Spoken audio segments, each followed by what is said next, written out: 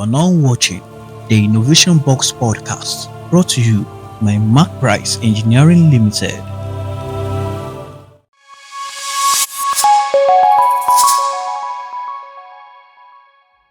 Hello, lovers of the Innovation Box podcast. Welcome back to another exciting episode brought to you by KOPA360 Network. I'm your host, Joy Achonwa. And if you're just joining us for the first time, we're so glad to have you on board. Don't go anywhere. We'll be right back. You are now watching the Innovation Box podcast brought to you by Mark Price Engineering Limited.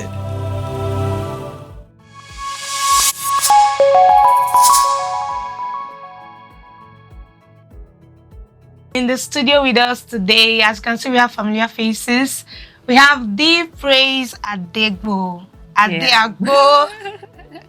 We have the praise Adeagbo in the house.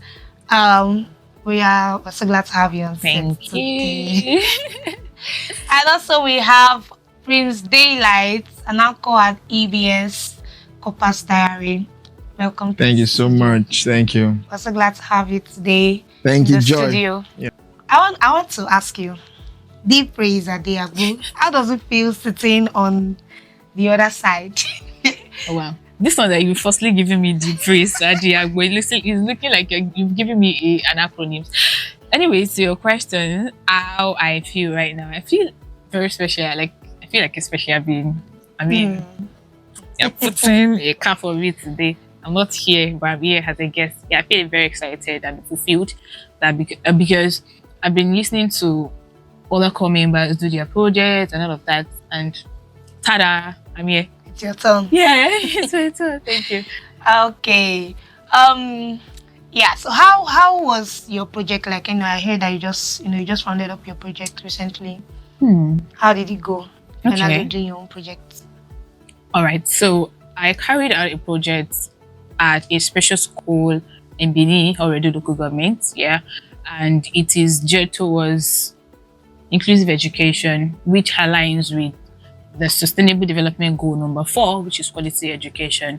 Target of that goal, 0.5, says that we should by 2030, the global agenda says that we should eliminate gender disparity and make sure that there is equal access to education for the vulnerable and including persons with disability. In this part of the world, or rather Nigeria, there's a loophole, there's a gap that we need to fill. And having to be in a new environment, disability advocate, I advocate for persons with special needs, and I find it interesting to carry out this project. And one of the goals of the project basically is to create visibility which promotes inclusiveness for persons with disability across boards. The government is doing well to ensure that there is equal access to education for children, basically. Now, I'm trying to, quote and unquote, not put persons with disability. We have government schools here and there that children can have access to. What happens to persons with disability? So yeah, now we have special schools for persons with disability. However, this particular one they're sharing the same premises with another school. The issue is not the fact that they're sharing the same premises. We clamor for inclusion, and having that mainstream is something beautiful. At least it will communicate something to other children that yes, there are also some kind of exceptional being. You should see them in this light. They are not different from you and all of that. But many parents will not be, or many persons who are meant to be a beneficiary of that, school would not be able to access it because there was no social awareness about the school, no signboards and everything. So that's enough. No, come on, disability, we should spread the gospel all around. There should be awareness.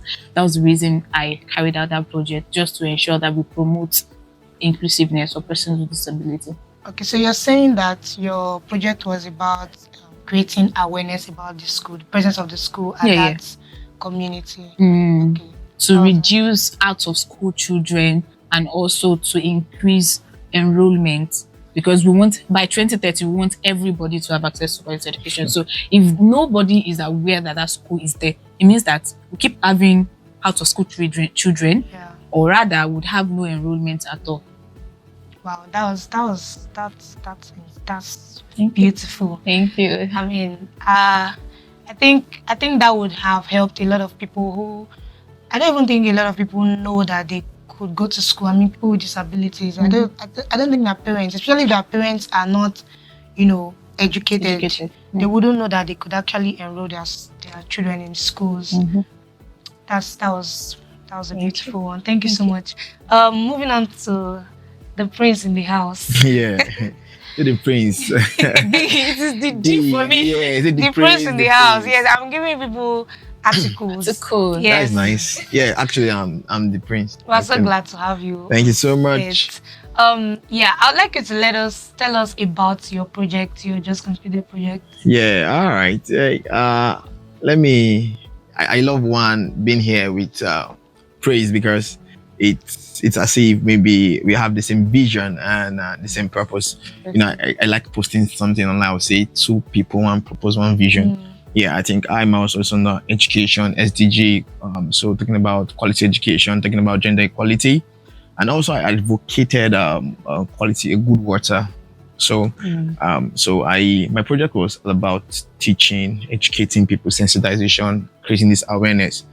So I started a project on EBS, started discovering mathematics, where I teach children maths every Sunday, not the conventional way, solving maths, So it was more like things that they didn't teach you in the class, which are very important. For example, they didn't teach you that your mind and your brain are two different things when learning math. So students need to understand that, this is how my brain functions in the math class, this is how my mind functions in the math class. So I saw that because when I was posted to my PPA, was a school actually, and students they have issues because they cannot.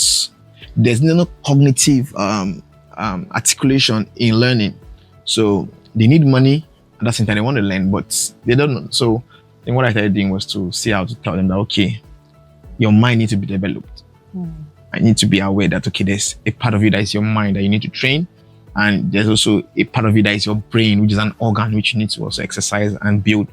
So I started discovering mathematics, where we say our slogan is where math is made easy and dreams are made possible. Wow. So it was actually aimed at taking grade 6 to grade 9 children. That is our contemporary primary 6 to J3. So, and I've been to reach out to quite a number of students. Some call because we didn't know that it's all called the mental maths that it's what we are. Then secondly, talking about I also wanted to reach out to a special kids school just behind Secretariat because it was wanted to make sure that we belong to the society. We are not outcasts. So some see me on the road because the first time I went there to visit them, so I was not given permission because they said I should. So when they see me, they were like, I wanted to really communicate to them because they could not hear. So I really communicate. Yeah. So I don't understand it, but I knew that they were like, we've seen you before. So on the then I started this rediscovery. I started KOPA's Diary on ABS TV also every Thursday, where we let people know that there are things that who are core members. And the average person who is a KOPA. A KOPA is someone that's getting alawi. Yes. So people don't really know that core members are those who are adding value to the society.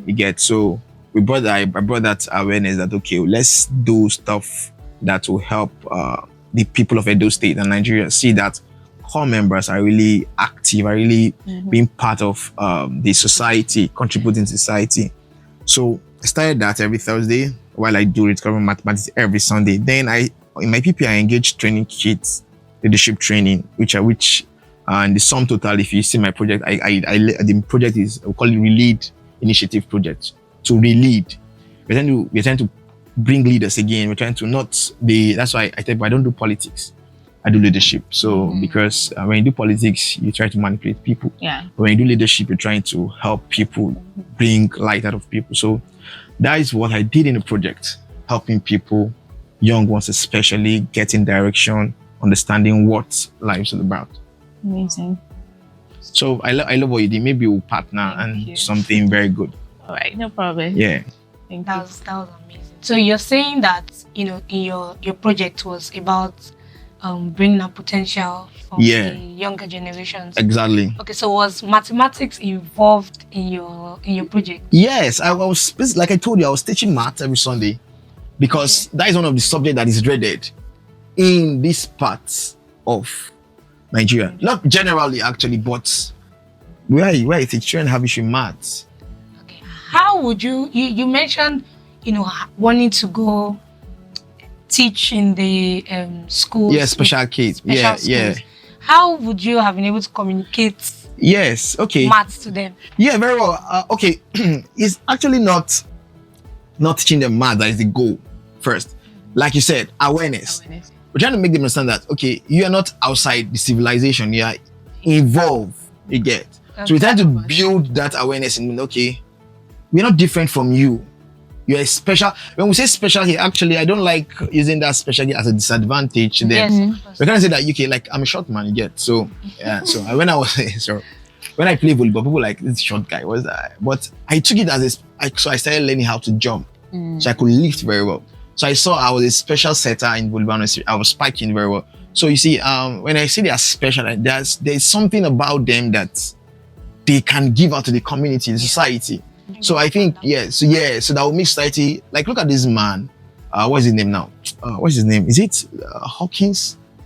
This man that was disabled. Like, is it Stephen Hawkins? That man now? Yeah, it should be Stephen Hawkins. I think so. Yeah, that was talking with an aid. You get, but you look at the man. Look at his intelligence, which a complete fool in quotes Might not be able might not be able to think. So you get. So I think when we tell them they are special, we're not telling them they are special because they are deaf and dumb or they don't talk. Then they are special because there's something unique that's inside you that we need to see. Yeah. That's why they are special. So the aim, they have translators. So if I'm teaching them, so translator will explain. You get. So Okay, exactly. I wanted to say something when you asked that. How would he be able to teach? Okay, so because that's not his own field, but he has interest in doing something like that. So they have a language which we call sign language. That's how what so you could do that. Well, I do not have proficiency skill in that, but I can actually do that. Yeah. I remember when I was learning sign language, the points. Yeah, that's Because I was really interested. interesting. I was Yes, I it's was really actually interesting and interested it's in actually fun. learning it, Like, but I was very learning fun. the alphabets. A, Right, B, I C, got- I D, gave E, up. F, G, H, I, J, K, I gave up. Really? Not like I did. Yeah, I was learning the alphabets. D, W, X, Y, Z. Wow, that's awesome. You can learn it on YouTube. I mean, Yeah. I'll try and do that. I'll try. I love that our guests today, they have a lot in common, especially with their project. Yeah. I would like to ask Grace, Okay. you said you studied special education. Yes, I did. Yeah, you mentioned that. I'd like to know if it was a burning desire in your heart that took you into that direction, or your country Nigerian told you. situation. Your country gave you a new dream Jump apart in. from your dream. Okay. My story is a bit, but I'll make it like brief. Okay, so the direct answer is that initially no. Why did I say that? So normally after you're done with secondary school, you are expected to write your JAM and then apply to your preferred choice of institution. So I did. JAM jammed me. Then I also had deficiency in some of my results. So these could not make me go to like uni. And because my parents don't want me to sit at home, they were civil servant teachers. I know how teachers' children can be. We learn very That was fast. the teacher, We learn very fast. right? So We I really was have a lot told in common. Yeah. I was told to go to a college of education. So I did NCE. And so because I went to Federal College of Education Special Oyo, it's a special school, Okay. special institution for person with disability. Like it's an inclusive school. So for us like this, I studied economics, then I'm expected to choose an area of specialization, like a special area of specialization, and I did intellectual disability for persons with low intelligence quotients. And then at our third year, we're expected to do what we call teaching practice, where we are being trained. Rather, not we're already trained, but we have to go and then now like experiment exactly. So the journey of my 6 months, that was how everything started. I was going to further in statistics or accounting before.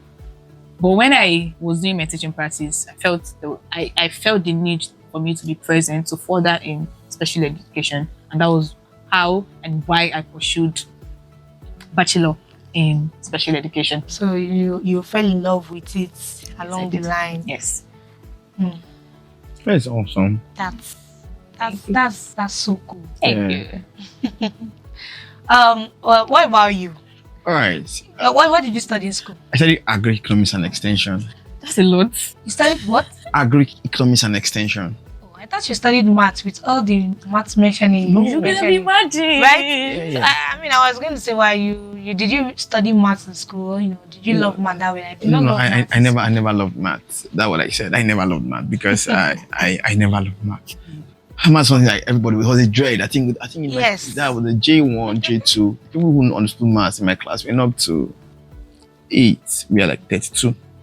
Like I attended missionary school, like so we were good in maths. But you know, there's something that, like you said, life. Actually, I learned recently that over time, when you look at your life, see that okay, you might think you know where you're going, but I think there's somewhere God wants you to go. Yeah. That's so. So what God does is He allows. Let me just use natural coincidence in quotes happen to you, and then I think you rethink. I think that also it's happened to me. So I met somebody. Oh, may her soul rest in peace. Aunt Favor. Yes, my dad taught her. My dad was a teacher also. Just like I said, my dad did and then the FC Kanu. Okay. So my dad loves education. So actually, I didn't want to study agric. So my dad had called me. I wanted to study computer science. I know you should do maths when you didn't computer science. So I did first jam, second jam, it didn't work out. So my dad called me one day. He said, I want you to study agriculture and extension. And I like, kind of what this man saying. So, but actually he did something for me that was wonderful. He said, if you study this, he used this word, which was like a bit. He said, you could go to US, they will employ you like use a university, Harvard. So I was like, wow, Harvard, okay. So then his childhood friend, studied agri-economics also. So when I applied that jam that year, I wrote agri-economics. I think we only 3 of us that applied that. 3 that chose agri-economics. So when it happened, and agri-economics was not normal agric, now. Like cultivation. I started seeing economics, started seeing physics, started seeing chemistry, mathematics, started seeing calculus. Yeah, limits. Yes, Oh my limits. So gosh, I was like, set theory. God bless you. Yeah. So I was like, but something happened. Matrix. And Favor, what she did was that I was understanding maths in J1, J2. Not because I was playing a lot. She now told my mom that I'm intelligent, but because of play, it has affected my intelligence in class. So she should stop me from playing and I should concentrate more on my books. So I think that she did. So she was not putting eyes on me. So I discovered that really I could solve math because my challenge then was sword and word problem. So she could share me. Yeah. So I was able to navigate sword, word problem and understand it. So I made up my mind when I got to university. I started getting handouts, started teaching tutorials for Math 101, 102. Wow. Yeah, so I discovered that as you teach, you learn. Yeah, so you teach, you learn. So I did that year 1, year 2. I stopped that in year 3. So I now made up my mind that will help any child that doesn't understand math. So I do basic elementary math so that the foundation, I discovered that the foundation is the key. When the child is good, when from the cradle, forget about that. He will grow up with it. So I think that what happened, the passion to help younger ones, yes, learn math. So that was what really prompted my love for math. Not maybe I did math in school. I did agri. Oh, that's sweet. It takes a lot to that. I mean, a lot of people run away from teaching. Yes. A lot of people don't care that much about, unless they are forced to teach. You don't see them voluntarily going to teach the next generation, right? I don't know why people are like that. I feel like teaching is a big opportunity to impact the lives of the younger ones. There's something my dad used to say when he tell me that, because he's called me a boy here. He said, see, the child reward is in heaven. And I hated that statement. I hear that a lot. Right. So when I said, why would you say the child reward is in heaven? So, but actually, I wanted to be a lecturer also. So, but I went to meet one prof in my school. He was a professor of chemistry. He said, young man, He said, there's no money in lecturing At all. I said, sir, I know. Professor Dick, I would do. I said, sir, I know. He said, see, don't waste your time. Go and make money. So, but there's something I studied. I don't know if you've studied that also in Nigeria system. And those who are good, those who have 200 above in JAM, they go to university. Those who have 180, 170, they go to polytechnic. Then those who are struggling, they go to FC. Now, my question is this: that why is someone who is struggling, you're not sending him to College of Education to learn and come and teach? I don't know if you get. So that was my question. I still asked that question. Was it the president? I say, what kind of a system is this? That those who are tired with life and in quotes, dollars. You're not sending. Yes. Ashworth? No, like the ones that did not pass the mark. Those are the ones that they will tell that your account balance is even more than your score. Your DAP score. Sorry. Thank you. So he said you send them to FC, they should come back, come and teach. So it was sounding somehow in my Okay, now let's go back to school. The first class students, they get employed at big. Yeah, so okay, sometimes school retain them, they go for their masters. So those are 2-1. Okay, they start applying for banking jobs, managerial jobs, then 2-2 or so somehow. Then those are third class. Entrepreneurship. And teaching is somehow, okay, you see them say, let me go and teach maths. So those at math class, chemistry. Say, okay, let me just go and teach because you could teach actually. Once you go through university, you could teach, no matter how dull you are, you could teach the basic principles. So you see, those things are affecting the educational sector. That is a cycle of teachers with bitter hearts, teachers with because they are not going into the system with voluntarily, willingly, because it's their dream. I understand what you're trying to say, because I think everybody at the point met a teacher that was just not happy to be here. I don't want to be here. I'm doing this because I want to feed the family. Yeah. I understand what you're saying. I mean, people should. I think it's also because of how they've seen the teaching, how they see teachers. Yes, how they see teaching as like a stepping stone. Like they don't see it as an actual career to pursue. Don't take it serious. Yeah, they don't see it as a career to pursue. They just see that something to hold while they wait for what they want in life. They just stay there. It's true. It's really sad. It's really sad. Education is actually a big investment, and we should actually, I feel like we should actually see more to education than what we know it to be. And I think that's one of the reasons many young persons now say education is scam or school is scam. That's because they kind of like maybe not see the future in it because of how, there's a way, there's present, like what would they say, presentation matters. Yeah. The way we've kind of like presented education or school, it does not give people who are beneficiary of it to see it as something. You hear many people when you're like students, when you're asking what do you want to become, nobody wants to become a teacher. Nobody. No, nobody. At least not in this country. Nobody wants to become a teacher. Let me shock you something. Something happened in my school. Oh God. Okay, let me say this. All right. Do you know? Oh God. Should I say this? Okay, let me say it. This is real. I saw it. It's my. Nobody showed me. I saw it. I met a student, a young boy, and I checked his Trust Wallet account. Guess how much I saw inside? Okay, just guess. A young student. What do you mean? A student? You mean a secondary school? A secondary school student. Has a Trust Wallet. I didn't know about Trust Wallet. All right. Okay. Trust Wallet, baby. So how much? Just guess how much I saw inside. Just let me know. Just guess. Let's do that. Let me say 500,000 naira. No, it's in dollars. Oh my gosh. Okay, $500. $500. Okay. Let me go with that. Sincerely, I saw over $4,000. $4,000. Over $4,000. Now, that is a lot of money. I don't want to say the accurate amount, but I saw over $4,000. Now, tell me how would that child listen to you that he knows you are struggling to earn 70,000 naira. He knows. Can you see? So let's be sincere. Reality. So you get those students, and I like what is happening in the state right now, because speaking of the Commission of Education, he said something very, very unique, that the government are now trying to make education now attractive. But you see, when I saw this thing, the child is having, I'm telling you, over $4,000. That is his own. That is over 6 million. With no sweat, nothing, no shouting in class, no. So he was looking at you in the class like this. He doesn't exam. I remember I was. He told me that, "Sam, you're frustrating me." Yes. Because you're telling him to go to school, get a good job. So until we change that narrative, because you're talking about education. I keep telling people, let's separate education from school. Yeah. Education, education encompasses both the informal, formal, non-formal. You need to understand that this is. So you need to talk when people don't know that personal development is education as well. Yeah. So when people fail to understand this, they think maybe when they go to school, meet that boring teacher. Jesus. Everybody like looking forward. Everything like Friday and not like Monday.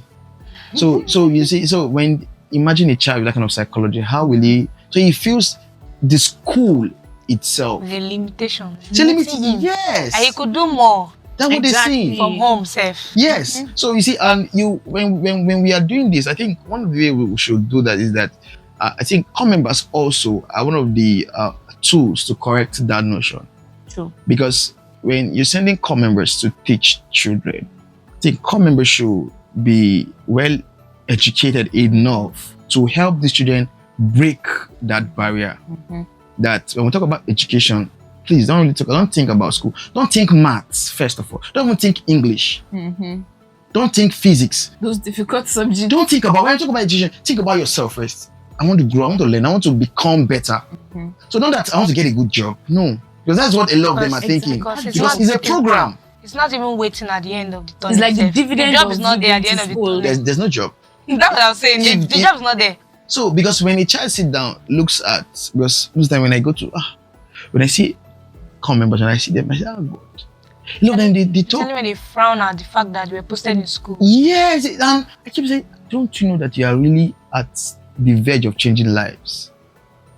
So if we could understand this, I think it will help change the narrative in education. Because I think one thing we need, when I say SDG goals by 2030, quality education, I know it's not feasible. I know it's, let's say by 2100, not by 2100, I think, or 2100 years. That is when because for us here, we are still struggling with it.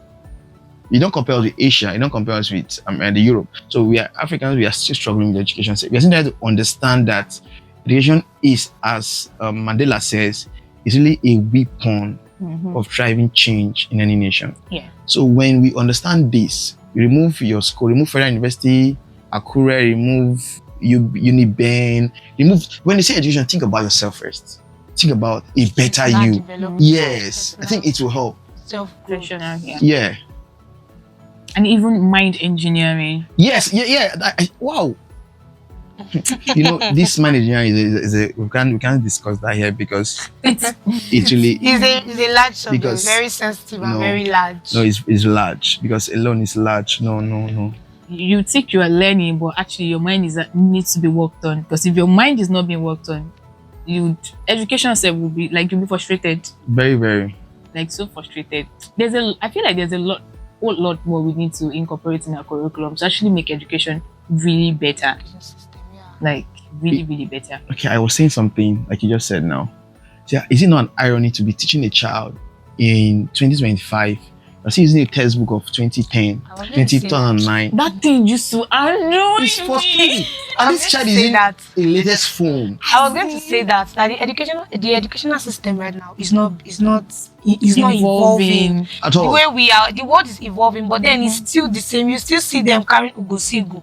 I know Ugosigo, and I know that they're using a bookshop. I said this thing still exists. Like, you don't mean it. You see people carrying that. They gave me hunchback. Do you know? Do you know there's in this general mathematics, there's one diagram that is there. When I was saying general mathematics, when I saw it, I was just laughing. What diagram I hate like the children, they were asking me, said, "Sir, how can we solve this thing?" When I said, "What is that?" When I just laughed because I had the same problem. But now I said, so is there nobody that could have changed or worked on this thing to make people understand? Yes, broken it down because, and I said, this, if you check the year, it was 2000. It was revised 2010. And you're teaching to teach children in 2025. It doesn't make sense. And I also feel there's another angle to that thing. Yeah, we have people in the policy decision making that are doing those things. Yeah. Now there is the end users who are the teacher teaching. Yeah. Is there a structure that is helping them to renew the kind of knowledge that they've acquired before. We know that there is something as to personal development that they get to grow themselves. But is there something that the education, that the Ministry of Education, quote and unquote, is doing? Maybe because, like I mentioned earlier, I'm a daughter of teachers. And I remember back in those years that they used to go for workshops and everything. Yeah. So, things are coming, things are like changing, trends, different things. Yes. It means that they are being trained how to, do a lot of things different in the classroom. So if we are even saying they are revising textbook and there are no other things that help teachers as well, there's no way they can also help the students. It's true. So it's like two different angles to this part, and we need to like the change has to happen all around. You guys, we've talked a lot. Honestly, no, we can't, because education is something that yes, we can't just overemphasize, because you cannot say it in, even if you give us 2 weeks, we'll talk on education, start talking about school owners, start talking about it's really go there, let's not go there. the chain is education is long. People talk about these things every day, really every day. Like we're talking about it, some other people are talking about it. Do you know something that happened recently? Should I have shared? No. Okay. No, let's not talk about it. This particular session is Our 30 minutes have surrounded up, Abby. We've gone way past talking about the project now. Oh my God. I mean, I understand that what we've been talking about is still related, especially because I also studied education in the university. Really? Yes, and you studied education and you have so much passion for education. I think that's the reason. It's a passion. Yes, it's a thing of passion, and it's something I applied for. I applied for education. Wow. Because I've always wanted to teach. So I can understand this passion for change in the system, the children and all that. The way people are so uninterested in, they've heard people talk about it, that education is a waste of time, it's because of the perspective that we see education from. Actually. You get, and something we have also been hearing, education is a waste of time. We see people, on the road. There was the time I was on the road and I saw this guy, on blue shirt and black trousers with fire. I just kept seeing him everywhere, like I was in a bus. But I saw him, and then on my way back, I saw him at a totally different location, and I was like, I've never even gotten to the university then, but like I was like, that was a scary thing to see, And the guy was sweating, and he was even cleaning his shoe. So I understand that this education thing is, to an extent, people do not have hope in the system. People don't have hope in the system, so it is just killing the dreams of so many people. People are going into entrepreneurship now. People are going into skill acquisition, because not for the sake of improvement, but for the sake of backup in case this one does not work. Economic sustainability. You get? So I will not fall on the ground. I'll fall on something. But, and it's sad. But I mean, there's nothing. Let me not say there's nothing we can do. There's something we can do, but it's at our own level. At our own level, we cannot go directly and start changing the systems. It takes. They don't build Rome in one day. Yeah, but there's the first system. The first system is that when you talk about system right now, you can function your own system. Tell your system. I keep telling somebody at something. your capacity. Yeah, so I think we should do that. It's important. And I feel in a way too. I mean, there's a bright side to what she just mentioned as to skill. There is something now that I feel has been incorporated in the curriculum now, and I feel like we are actually moving, like progressing. You see some skills now being involved.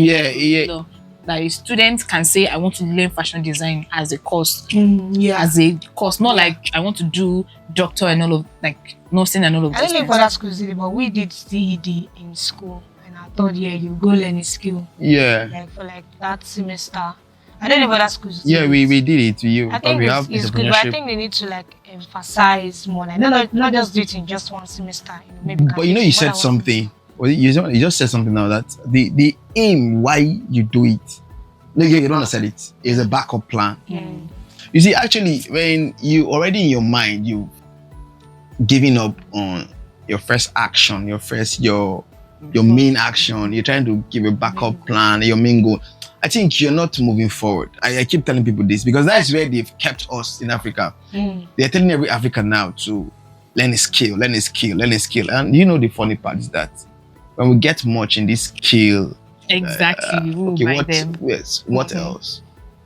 No, check out. A lot of people were in when we were growing up. You see medical, the conventional stuff now. The conventional now they are much now. They are now going. There are other new ones coming, and those new ones coming now. They are much on its own. Go and check Fiverr. People are even now going into digital skills. Exactly. Now. So there's now hand skills and digital skills. They say soft skills. Soft skills. Yeah. Now my question is that when let's sort of because a lot of questions are today's because when you start analyzing it, okay, we have how many million people in Nigeria? Let's say we have about I think when I checked recently, we have the global figure of young people from age of 10 to 19 about 1.3 billion, right? Now let's say in the next Nigeria. No, the global yes, 1.3 billion. Oh, yeah. Now let's say okay, let's say in Nigeria, we are less than we are close to 70 million young people, over 70 million young people. All of them now have soft skill, right? All of us now go with soft skill, right? So that's what they are trained. That's the trend. That's the trend. So I think there's a way we should do these things that we cannot do all the same at the same time. Some should do this, there are some things that we should do so that we don't just get ourselves in a trap that yes, in one place. I understand you. Our dear viewers, it's been hot here in the studio. I hope you're enjoying this. I hope you're enjoying the session so far. Don't go anywhere. We're going to be right back. We're not this discussion. You are now watching the Innovation Box podcast brought to you by Mark Price Engineering Limited.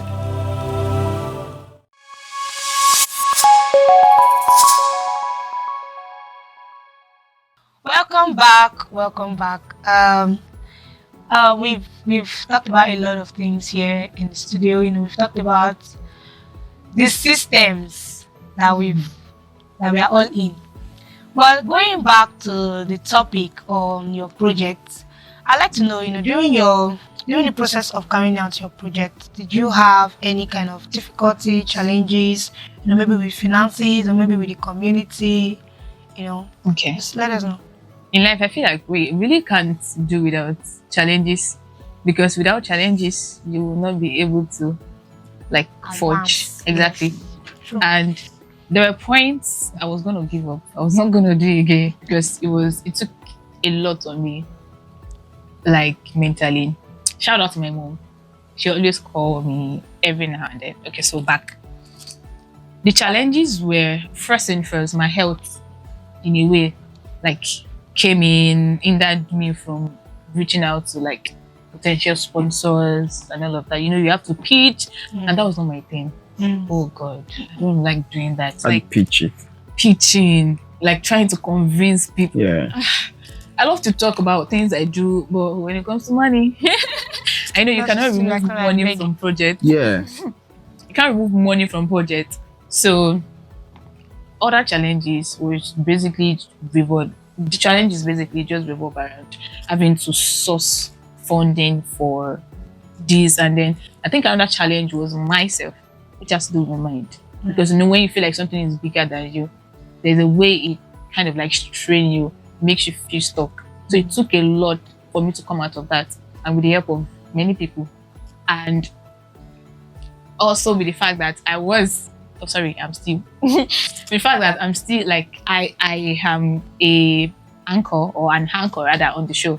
So having to interview people, talk about what we are talking about, sort of girl, you have to do your project. You can't be in a place and there is no impact and all of that. And shout out to Yetunde. She made sure that I submit my proposal. Thank you, Yetunde. Yetunde, we are seeing this. Thank you. Shout out to my mom as well. She was always there. I cried a lot. Really? I can imagine. Sorry. Or I cannot imagine. I cried. Oh my goodness, I cried. I cried. I sobbed. Cried myself to comfort because it was a lot. I'm very emotional. So having to go back and forth, writing proposal, waiting for approval, meeting people, they're not coming forth.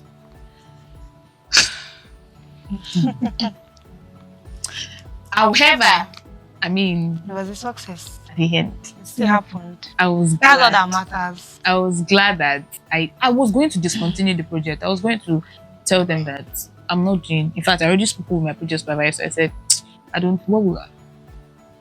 not doing any longer. Then again, I gave it another second thought. I said, you know what? I'm in between. Maybe fund can come, maybe fund cannot come. So I tried giving him like a range. So in between this time, if fund does not come, I will not do it. But if it comes, I'll do it. However, in between that time, the fund came and I was able to carry out the project. And here I am. So the impact, I didn't even see what I did as something big. Really? I see it as something. Oftentimes when we measure, sometimes we measure growth based on large numbers, statistics. True. So, having to look at my budget, the budget is much, but it's not like that much. Wow. But when people talk of, let's say like an impact project or a project that is meant to impact people, and then you're talking of millions. Let me also mention that I had to change my proposal like 30 times. The first time I submitted my proposal, the money was much. That's the budget. Yes, the budget was much. So I looked at the time frame that I had. This cannot work for us. I had to resubmit my proposal, and then it was approved, and then I started the journey and all of that. So I think one thing that I was happy and I am fulfilled that my project will know. But it was just, I did it. Yes, I love to do that. But many people were seeing my status, the post, and then they were like, even KOPA360 put a cap for me. I'm like, yes, you people, KOPA360 bulletin, and they do wonders. So thank you, KOPA360. Oh, wow. And I was like, it's not a big project. You are just ailing here and there.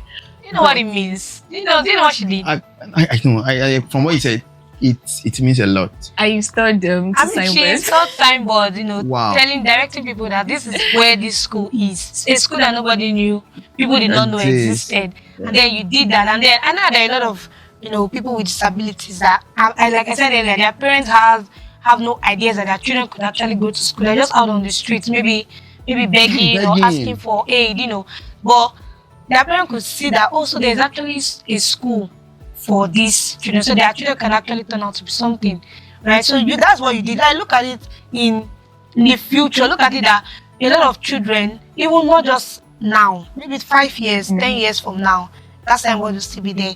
And these children, their parents will say, oh, there's a school right here. Because of that signboard. They've not seen the school building before, but because of that, signboard, they say, oh, there's a school here. Let's put our children there. That's what you've done. It's big. It's big. You don't belittle such. No. Okay. You don't belittle that. Don't use that word again. She's the praise that they are going. In case. She's deep praise that they are going. Yes. Okay. So I think you've actually talked about my impact, and then something actually happened while we were installing. There was a man that saw us with there was representative from Subeb came around, then also the administrators was also there. So a day before, I had come to survey where we're going to install it, because there was one at the junction and then another one at just like in front of the school and everything. So the man saw me going up and down and all of that, and he was like, oh, is your PPA here? I said, no. Are you from Edo State? I said, no. Oh, you did this. It was really excited. Like, many people who were passing by were actually excited that he said something. He was like, you're not from Edo. Somebody from Edo did not even think of this. The government did not. And you did this. You were humble. It's touching to It's see good that. for you to start to see how big your Because first. it's all it did was As far as amazing. your eye can It's see. very amazing. I can't watch what I was saying. It's very amazing. Thank you. Very, very amazing, because like you said, from this place, it kills a community when people around that community don't even know what it's to be done in that community.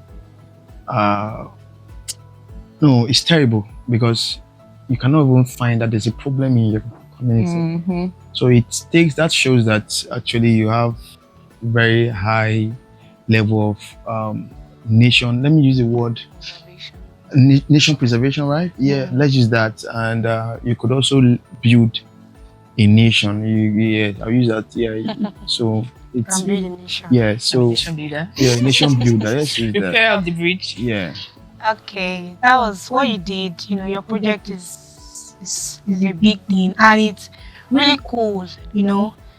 I mean, when I saw it, I was like, wow, a lot of people don't get to see how big their accomplishments is or their achievements are until somebody else has Likewise, I seen also. it. They will- Seeing it from outside, you know, they will not tell you. That's when you now come to realize that, oh, this is how big this is. So thank you so much on behalf of all the. I'm appreciating you. Like, thank you for, you know, putting it in mind, having these people at heart, and then, you know, setting that up.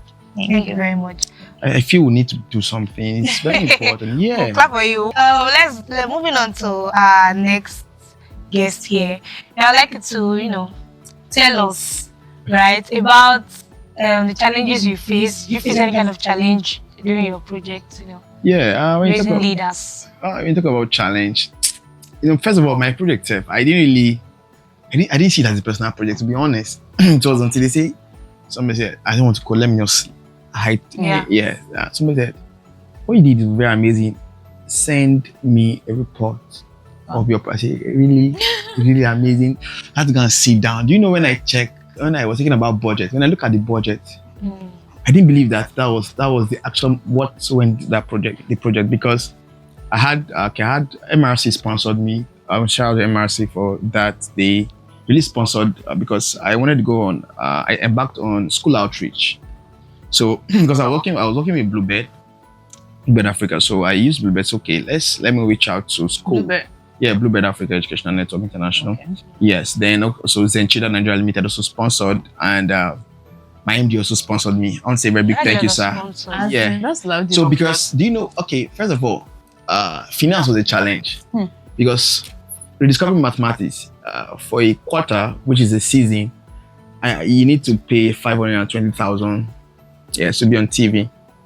Yes, 520,000 naira. So how much is the allowing? You get. So then on KOPA's Diary, I think it was is 370,000 to be on air. Yes, no, per quarter. Or for a 30 minutes program, I think. So it was that's the value of the cost value of that project. So and then had to now get refreshments. I won't say that big to my mama. She helped me. She sponsored me a lot because she gave me refreshment for the children. When I take them to the canteen, they give them biscuits. So it was, the children were like, they loved it. Excited. Yeah, they were excited because they would eat biscuits when they come. And that's important. Yeah, so not only maths, but after maths, you get biscuits. Refresh. So yeah, and it's really amazing seeing that people, you could meet people who still have in their hearts the next generation. So I was discouraged at some point because I started taking topics, preparing for topics. PPA is there, personal life is there. Need to do this on. So on a Sunday, it's like, okay, if you don't go to church, you have to, all right, prepare for today's Sunday program. Subject, call the children. I guess there was one Sunday. Said, sir, we are not coming in the rain. Oh my God. God. God did it. 3 children came up. So because I have really 8 students that comes. Sometimes they have 13, sometimes 11. So, but there was this day, no child was sure. Oh, God. I just started seeing children. They came, 3 of them, and I was really happy. So, you know, it's live, and so I think it was amazing. That was one of the challenge because finance, but thank God for my sponsors. They did. Suleiman Alede, he did a lot. The director of radios also sponsored me because you'll be hungry. You want to go. He say go eat. Oh. So he really helped me. Then my PD, Auntie Ofure, she tried because she was the one producing KOPA's Diary. She was encouraging me. My first time on TV, I didn't know. I just saw myself live. They said, "You are live." I said, "Yeah." So she said, "No, that was a good job." Like, so no, she really encouraged that motivational because I was like, my first time actually doing it. So I say, I said, I've never been on TV before. Say, you don't mean it. I saw that emotional support was something for me. And then I said, Mama Gloria Suma, she did a work. She said, send me your script. Let me see. Let me go through your script before You go on. So at some point she trusted me so much. So and I said, no, go ahead, you're good. And it was really amazing. Then support from core members. I said, okay, going to follow me. Don't have nobody. But thank God for my CDS guys. They were always there with me. And so those were the challenges. Then the last challenge, let me talk about, is I wanted going special kids. I really wanted meeting those guys. I would say that was my crown challenge because I'm going out. I had a call recently. That was yesterday, or even today. I got the feedback that before Thursday, so I'll be there on Thursday by God's grace if they approve it, so that we go and see the special kids, those children. So that was our challenge. I wanted reaching out to them, but the delay of approval, it discourages you because Tell you. So you see, I think those are the challenge I faced, but thank God to success. And like I reached out to Army Day. Yes, I need to say this. Army Day, my God. I want to use the opportunity to say thank you very much, Your Excellency, Senator Mondo Pewolo. Do you know that school was terrible? I thought that maybe a bomb blast happened in that school before. Okay. So when we went there for outreach, in the class, you could see a pool in the class. I'm serious. It's not.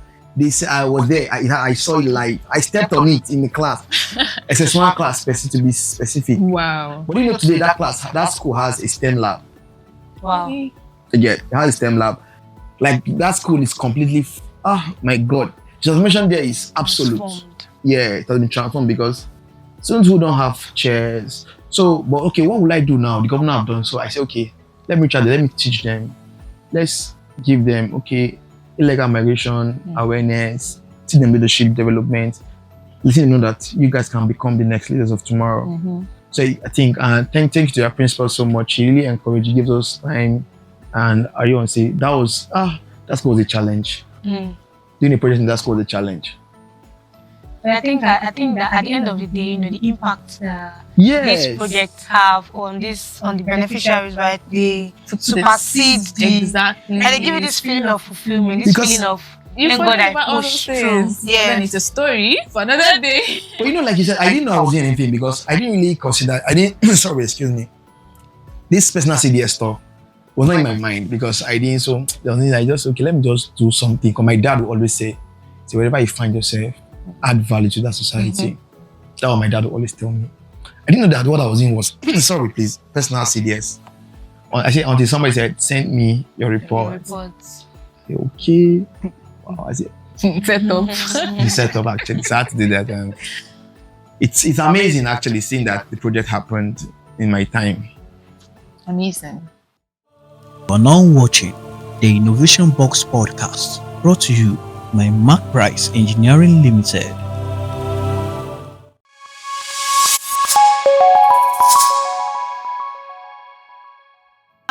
I want to officially appreciate our guests, our big guest here with us today. Yeah, she's a big guest. Thank you for joining us here in the studio.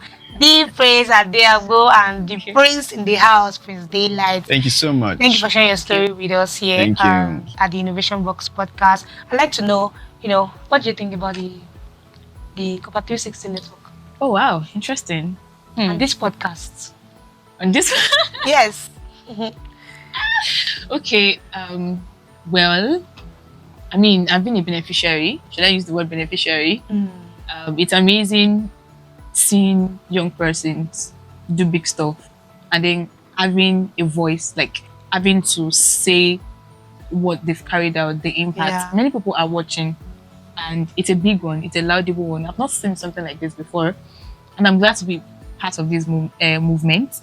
And I see KOPA360 in a very big word, like it's a global movement, and we are proud to be a part of it. And I'm sure that every core member who has done a successful project, who has been here, would always remember a time like this where they have their voice being heard, where they have their story being documented somewhere. Even if it isn't exactly. So it's a big one, it's laudable, it's applaudable, and I'm rooting for them. See you at the global stage. Thank you for Thank you, the Prince Adeagbo. Prince Daylight. Yeah. What do you have to say to KOPA360? First of all, let me remove headdress. Innovation. I remove headdress for part. Actually, like I said, I didn't know something like this was happening. Yes, and I just saw the magazine one day. I said, what is KOPA360 Network? So I want to say thank you, Mr. White, so much for this. You really, let me use the word, a transformational leader and an innovative person, because talking with you is really amazing. KOPA360, like you said, I see it as a movement. Yes, because when he told me, he said, Prince, we need to do something innovative. I said, yes, I really have a lot of things in my head. So he said, yeah, hope you're not going anywhere. I said, I'm not going anywhere.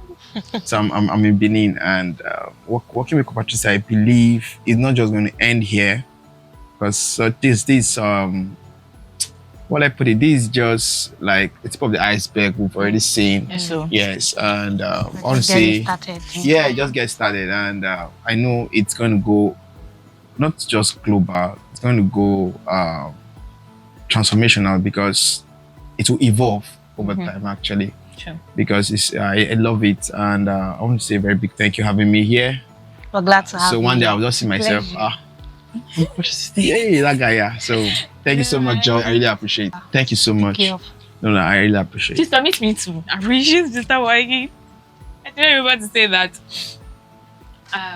I want to say a shout out to Mr. White. You know, there's something you said earlier. Mr. White has a way of just, if you are in a problem, it will not make you feel you're in a problem. Yes. It will just. So while doing my project, there was a time I had to write a letter to a body, and I was like, sir, I'm tired, I'm disappointed. And he was like, never use that word. It's a negative word. It's a very big word. It's like saying that you're a failure. No, don't use that word. I'm like, this is not what I want to hear. He's a nice man, honestly. He will sit you down 1 hour. You're just little this thing. You just say you have a problem. 1 hour you are there. You're still talking. He's trashing it. He will tell you P. Why P is not P? Why P is not the beginning of the letter that says problem? And why M is not the final this thing? And thank you so very much. We're glad to have him. I'm glad that I'm a part of this, and thank you for seeing that potential in me. Yeah. Thank you so very much. To see that. You are now watching the Innovation Box podcast, brought to you by Mark Price Engineering Limited.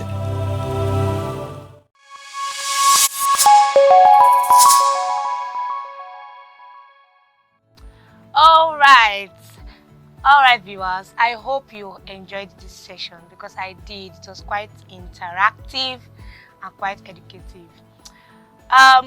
Do not forget to hit the subscribe button, like this video, drop a comment down there, tell us what you think about this session, and share this video to as many as you can.